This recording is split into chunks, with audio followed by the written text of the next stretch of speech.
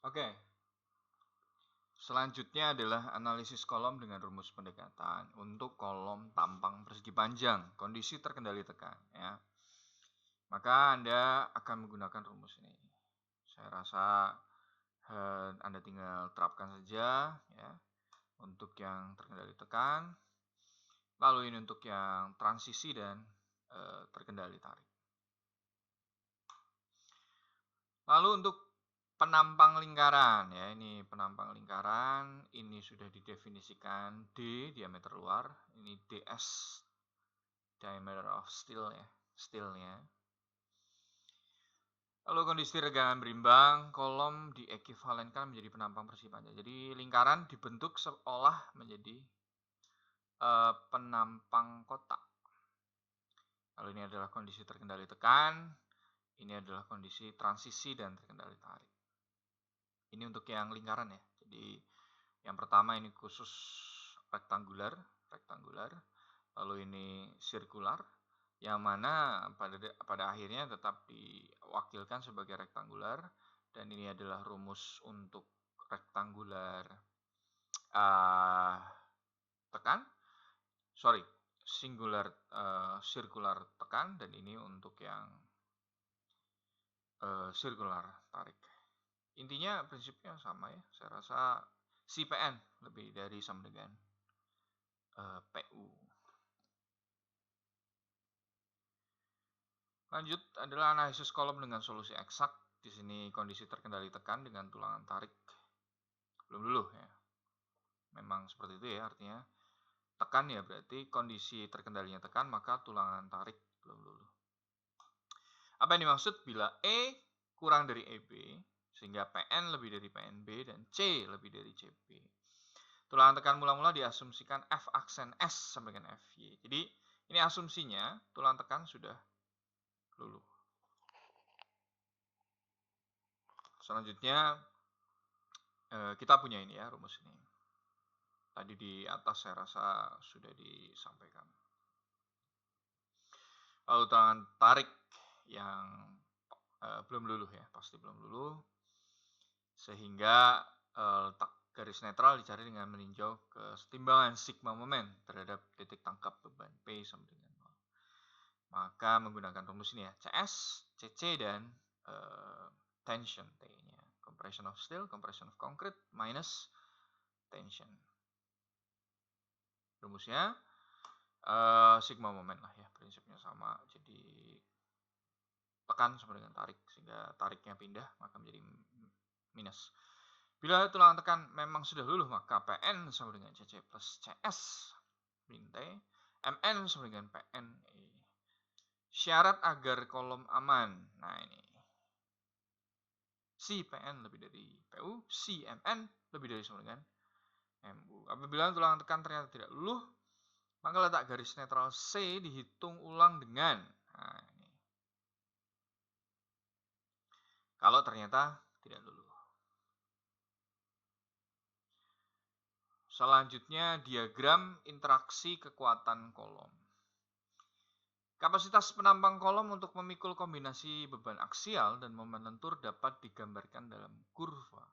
Jadi kalau Anda perhatikan di dalam balok ya, balok itu menerima beban apa saja, beban menerima gaya yang akan Anda tinjau itu terhadap gaya momen dan gaya geser. Maka Anda diminta untuk mendesain tulangan longitudinal dan tulangan geser ya, ini sengkang. Nah, di sini untuk kekuatan kolom, maka yang paling utama justru adalah beban aksial atau beban normal dan momen lentur ya. Nah, beban aksial nanti dibentuk dalam tulangan longitudinalnya seperti apa, momen lenturnya juga seperti apa ya. Sedangkan untuk beban gesernya nanti menggunakan sengkang. Nah, yang menarik di sini adalah bahwa kapasitas penampang kolom untuk mengikuti memikul beban kombinasi dapat digambarkan dalam kurva yang disebut diagram interaksi kekuatan kolom.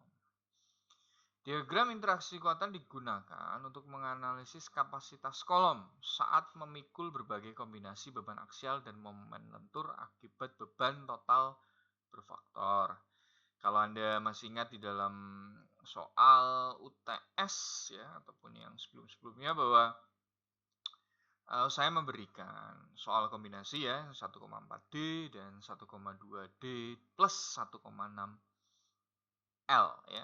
Itu maksudnya adalah beban total berfaktor. Ada faktornya ya. 1, sekian. Lalu 3 titik koordinat utama. Yang pertama, saat kolom memikul aksial konsentris. Ya, tidak ada momen lentur yang bekerja. Saat kolom dalam kondisi regangan berimbang dan saat kolom memikul momen lentur murni, tidak ada beban aksial yang bekerja. Ini adalah cara pandang utama, titik koordinat utama. Ya. Oke, selanjutnya adalah kondisi lentur murni. Apa artinya? Di sini tulangan tekan belum luluh, tulangan tarik sudah luluh. Lalu mencari letak garis netral dan Anda menggunakan rumusan yang sama ya. Ini masih sama ya. Ini juga masih sama. Nggak ada beda. Ya. Nah, ini di sini ya, Anda bisa lihat beban konsentris TN, MN ya, ini sudah nominal. Ini adalah beban konsentris, ini ketika regangan berimbang dan ini ketika momen lentur murni. Posisinya ada di mana? Di sini. 1, 2, 3. 3 titik koordinat utama. 1, 2, 3. Lalu selanjutnya adalah setelah direduksi ya, Jadi sekian. Kalau Anda ingat bahwa bagaimana supaya bisa aman, ya ini bagaimana caranya? 0,8 kali 0,65. Aslinya berapa kekuatannya? Aslinya adalah 100. 100 itu adalah yang sesungguhnya P0. PN-nya berapa? 0,8. Berarti 0,8 kali 100. Maka hasilnya adalah sekian. Misalnya ini adalah 80. Ya, ini adalah kapasitas Anda 80. Lalu kalikan si PN. Si-nya berapa? 0,65. 0,65 kali 80. Maka hasilnya adalah 52 di sini. Ini adalah si PN Anda. Aslinya berapa sebenarnya gaya Anda ya mungkin di sinilah ya. Tetapi peraturan tidak memperbolehkan. Anda harus di sini. Gitu ya. Jadi ini konsepnya. Ini setelah direduksi artinya si PN. Lalu nilai koordinat yang lain dalam kurva dapat diperoleh dengan menghitung nilai PN dan MN dengan berbagai letak garis netral, meninjau variasi nilai C.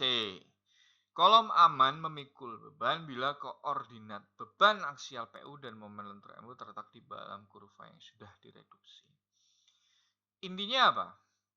Nanti kalau misal dalam sebuah gedung itu misal ada 2 lantai.